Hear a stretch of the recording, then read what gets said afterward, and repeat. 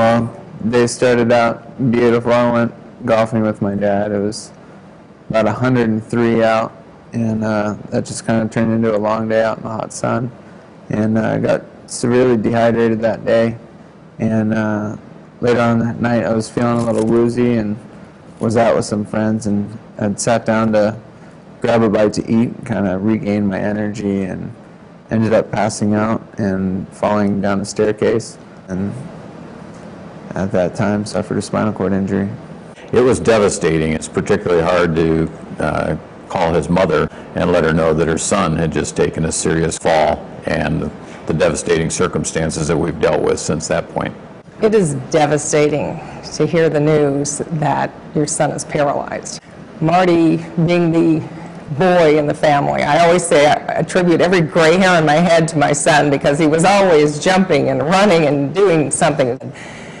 And he'd gone all through school, he'd graduated from college, was well into his career, just starting his career, but he was happy and active, and all of a sudden everything just comes to a screeching halt. Right before he went in for his operation, Marty wiggled his little toe, you know, just a quarter of an inch, but it was a wiggle, and that was a promising sign. So we had a great deal of faith that there's going to be some recovery. When something like that happens, everybody just kind of comes together. Your friends, your family.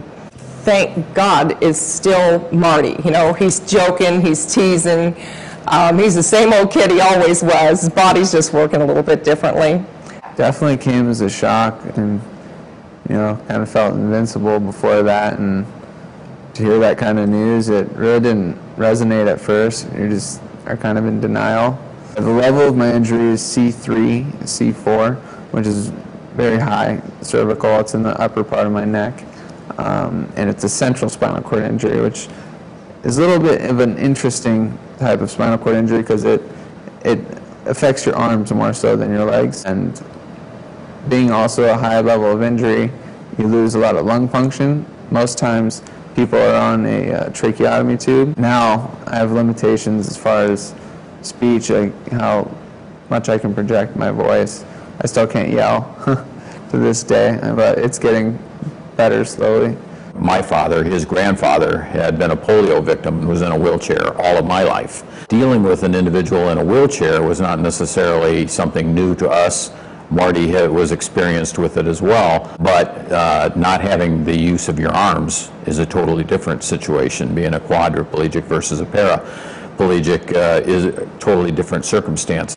You know, it's kind of amazing, because as shocked as we all were, Marty, I knew, was severely affected by this, but he really kept all of us together because his attitude was great. There really isn't any direction. That's the one thing you'll notice once you're in the hospital, as far as where to go next or what to do. There's no direction, and if it weren't for support groups or people reaching out, you wouldn't have any idea where to go. Marty goes to Goodwill. He's probably stiff in the mornings. He's always stiff and restless. And you go to the gym, and there's other people like you there. From day one, they take an interest in your story and, where my body's at and what we can do to work on it. They get very creative with their therapies. Just this past week, I was actually on a treadmill skateboarding again for the first time since I got hurt. We've met some wonderful people, and we hear their stories. You know, you're not the only one in that boat, and everybody's there working so hard to be healthy. There's significant improvement, because at first I couldn't feel or move anything from shoulders down. Going and working out with other people who are joking around with you, they have the same struggles that you do, but you are not looked upon as handicapped in the gym. You're just like everybody else. You're there to work out. What we found ourselves when we found Goodwill Fitness Center was a lot of people in the same boat. And when you go into the Goodwill Fitness Center as opposed to a normal fitness center, the first thing you notice is the people that are in there and the determination that is in their eyes. It's incredible to look at every person in there and they're all working so hard because they all have the hope of recovery. There's just so much access and so much adaptive equipment. You know, it just feels like I'm going to the gym again, you know, however it's, you know, well equipped for my needs.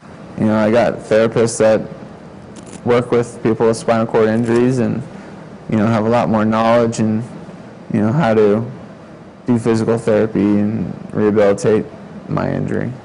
My body, I have a lot of sensation at this point, so I get very restless and real uncomfortable, so I have a constant need to be active, and the gym's great for that, so I go as much as I can.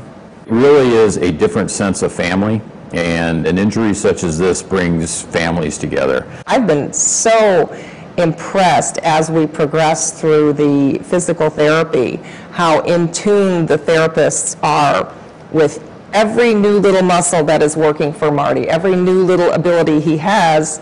Change the therapy direction so that you can build upon that. Just Marty getting up on a skateboard, you know, just seeing him on there would bring tears to your eyes.